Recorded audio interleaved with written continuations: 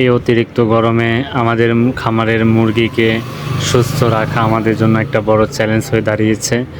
দিনের বেলা হচ্ছে অতিরিক্ত গরম পড়ে, আর রাতের বেলা হচ্ছে আবার বৃষ্টি ঠান্ডা, যার জন্য হচ্ছে মুরগিগুলো ঠান্ডা লেগে যায়। আর এই ঠান্ডা থেকে মুরগির হচ্ছে করাইজা থেকে শুরু করে ব্যাকটেরিয়াজনিত নানা ধরনের রোগে আক্রান্ত হয়। তো ব্যাকটেরিয়াজনিত যেসব রোগ হয় সেটা কিভাবে আপনি প্রতিরোধ করবেন? বাজারে আপনি নানান ধরনের অ্যান্টিবায়োটিক পাবেন, যেগুলো ব্যাকটেরিয়াজনিত রোগ প্রতিরোধ ক্ষমতা বাড়ায়, ব্যাকটেরিয়াজনিত যেসব রোগ হয় সেটা প্রতিরোধ করে। তো তার মধ্যে একটা হচ্ছে মাইক্রোনিট বেড।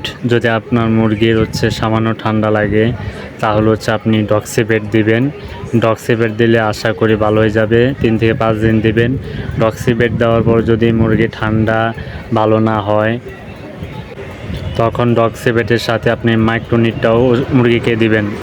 আপনার মুরগি যদি নাক দিয়ে পানি পড়ে বা হাঁচি দেয়, শ্বাসতন্ত্রে যেসব জটিল রোগ রয়েছে যেমন সিআরডি, সেটা কিন্তু প্রতিরোধে ভালো কাজ করে হচ্ছে মাইক্রোনিট বেড।